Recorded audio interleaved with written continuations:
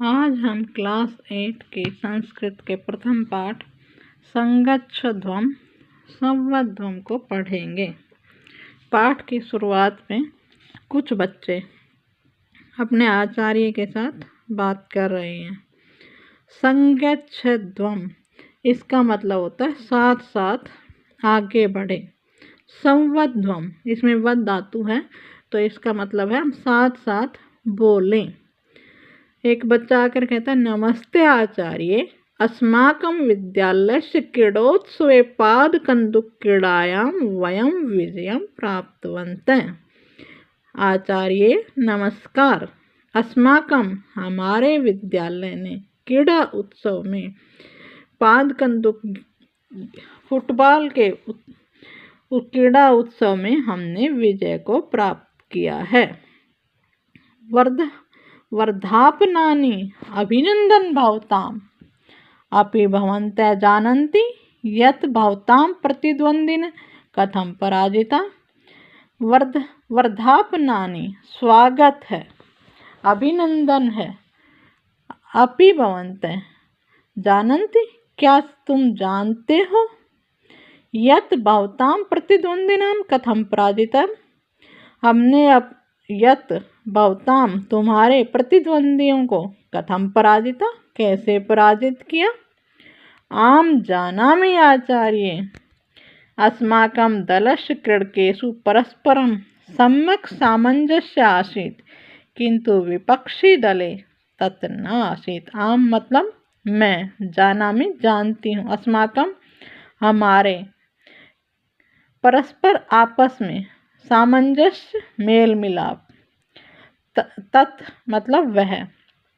आम तो एक छात्र बोलता, आम जानामि आचार्य, हाँ आचार्य मैं जानता हूँ। अस्माकं दलस्य हमारे दल में, क्रीडकेषु परस्पर सम्यक् सामंजस्य आसीत्, हमारे दल में क्रीडकेषु परस्परम खेलने में परस्पर सामंजस्य था। आसीत मतलब था, किंतु विपक्षी दले तत्, वंतु विपक्षी दले तत् वह मतलब सामंजस्य या तालमेल न आसीत। न आसीत मतलब न नहीं, आसीत मतलब था, वह नहीं था। सत्यम आचार्य, तस्य दलस्य क्रीडकेषु परस्परम मनोभेद द्वेष भाव च आसीत। सत्य है आचार्य ये बात। एक अन्य छात्रा इस बात को कहती है, तस्य दलस्य क्रीडकेषु उस दल के खिलाड़ियों में परस्पर मनोभेद, मनोभेद मतलब मन में भेद होना, मतलब मन में विचारों का डिफरेंस होना। द्वेष भाव च आसीत, द्वेष भाव च आसीत मतलब था। ते अन्य और अन्य एक से दूसरे को सहयोगम न कृतवंत, वे एक दूसरे को सहयोग नहीं कर रहे थे। तब अध्यापक बोलते हैं, तर्हि वदन्तु विजय प्राप्त्यार्थ की किम आवश्यकम। तो मैं बताता हूँ विजय प्राप्त के लिए क्या क्या आवश्यक है। तो एक छात्रा बोलती है, मिलित्वा कार्य करणम एकता परस्पर सामंजस्य च आवश्यकता। मिलकर कार्य करना, एकता और परस्पर सामंजस्य मेल भाव होने की आवश्यकता है। अध्यापक बोलते हैं, सत्यम एव उक्तम, बिल्कुल सही कहा तुमने। ये ऐसे एव संदेश है, यह संदेश वेदों में भी मिलता है। संगच्छध्वम संवध्वम इत्येवं प्रतीयते। वेदों में किस नाम से है? संगच्छध्वम, सब साथ साथ चलो, साथ साथ संगच्छध्वम, साथ साथ चलो, संवध्वम साथ साथ बोलो। इसमें गच्छ धातु है, इसका मतलब साथ साथ चलना। गच्छ मतलब चलना और वद मतलब बोलना। इत्येवं प्रतीयते। ऋग्वेदे संज्ञान सूक्त ऐसे मंत्रांश, ऋग्वेद के संज्ञान सूक्त का ये मंत्र का अंश है। एते संगठन सूक्तम इत्यपि प्रख्यात, और इस सूक्त का नाम संगठन सूक्त मतलब एकता सूत्र भी प्रख्यात है। आगच्छन्तु वयम् असूक्तस्य प्रसिद्धान् त्रीणि मंत्रान् पठान। आओ हम वयम् अस्य सूक्तस्य इस सूक्त के 3 प्रसिद्ध मंत्रों को पढ़ें। आचार्य कस्मात् वेदात्, एक छात्रा बोलती है कस्मात् वेदात् गृहीत ऐसे संदेश।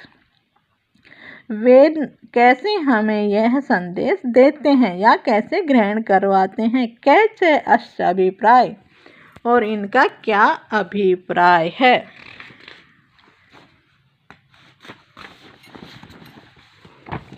प्राचीन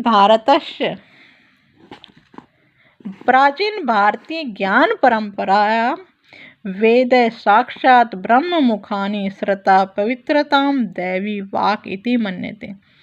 प्राचीन भारतीय ज्ञान परंपरा के अनुसार वेद ब्रह्मा के मुख से निकली हुई वो पवित्र दैवी वाक्य माने जाते हैं। प्राचीन भारतीय ज्ञान परंपरा या वेदे साक्षात ब्रह्म मुखानी, ब्रह्मा जो सृष्टि के रचयिता हैं उन्हीं के मुख से निकले हुए पवित्रम दैवी वाक्य माने जाते हैं। वेदस्य चत्वारि संहिता सन्ति, वेद की 4 संहिताएं हैं। ऋग्वेद, यजुर्वेद, सामवेद, अथर्ववेद, इति 4 हैं। इति मतलब हैं, च मतलब है, इति मतलब है। दोनों च और इति मिलाकर चेति हो गए। वेदस्य चत्वारि संहिता सन्ति, वेद की 4 संहिता हैं। सन्ति मतलब हैं। ऋग्वेद, यजुर्वेद, सामवेद, अथर्ववेद, च इति। इमे वेदा अद्य विश्वस्य प्राचीनतम साहित्य रूपेण विद्वत भी मन्यते। इन वेदों को विश्व की प्राचीनतम साहित्य की विधा भी विद्वानों द्वारा माना गया है। इमे वेदा अद्य विश्वस्य प्राचीनतम साहित्य रूपेण विद्वत भी मन्यन्ते। मान्यन्ते मतलब माना जाता है। इमे वेदा, इन वेदों को विश्व से प्राचीनतम साहित्य, विश्व के प्राचीनतम साहित्य को भी माना, विद्वानों द्वारा माना जाता है। भवन्ते सर्वे सनातवा शुद्ध वस्त्राणि परिधाय पादत्राण बहि। पादत्राण मतलब जो पैरों में पहने हुए हैं, चप्पल जूते वो सब बाहर। तो भवन्ते सर्वे सनातवा इसलिए है